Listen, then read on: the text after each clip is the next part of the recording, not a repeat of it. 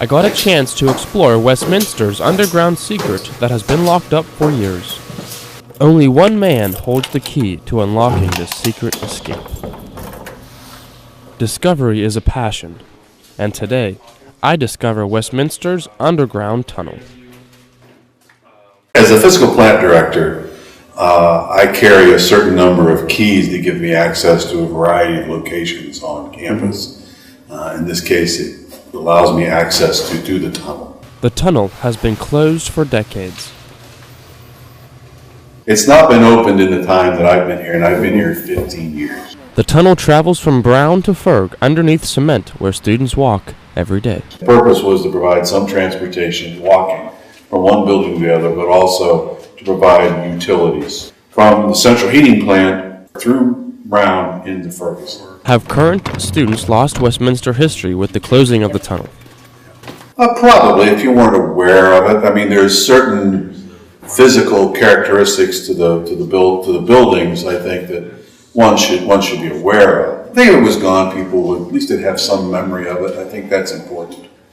Names, art, marks of time. Lather the tunnel with 60 years of Westminster's pastime. As we leave, I can't help but think, what if? The possibilities are truly endless. In New Wilmington, I'm Dom Ciraula for the Westminster Cable Network. The bells of Old Main Tower can be heard all over New Wilmington, but one of these bells has remained silent for nearly 40 years. While WCN's Harry Green climbed the tower, Titan Radio's Dan Swank spent some time talking to Athletic Director Jim Daffler about the bell's history and the plans for its future. When the college was founded, 1852, just a few years after that, many colleges at that time would have a bell that would signal the start of classes and also signal the end of classes for each day. As Dan and Jim talked in the studio, Harry ascended the spiral staircase to reach Westminster's iconic peak.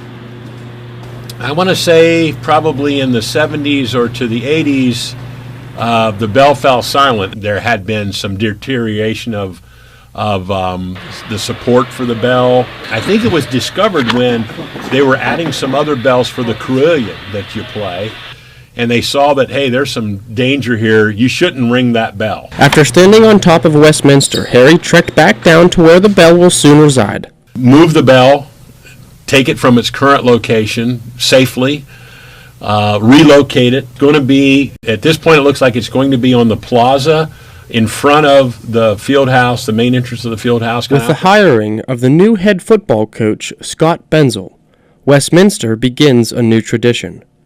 One that hopefully includes the constant ringing of Westminster's Victory Bell. But for now, the bell sits quietly, watching and waiting over the city of New Wilmington. I'm Dom Ciraula for the County Line. This upcoming year is bringing many changes to the Township of New Wilmington. The Vice President of Financial Management Services in the Business Office of Westminster College, Ken Romig, explains the biggest changes the Township wants to see from the surveys that they have collected.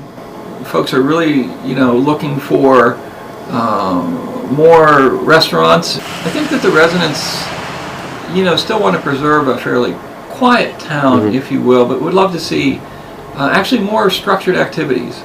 The residents aren't the only ones who want to see changes in town. The students of Westminster also have a say in the changes that the borough would consider. Dean Neil Edmond examines the changes that would excite more student involvement in town. I think it'll make it a more trendy place, more student-friendly as well. I've heard some thoughts about maybe creating some bistros, more restaurants. Alcohol was a question on it, and I'm sure that the students wouldn't mind having at least alcohol at restaurants. So what kind of changes will the borough permit, and how soon will we see them? We won't know the answers to these questions until the next committee meeting. However, changes will occur, making this town pop a little bit more. From bistros and full-scale restaurants to new entertainment areas, New Wilmington will start their rebuilding process to make a new New Wilmington. In New Wilmington, I'm Dom Ciraula for the Westminster Cable Network.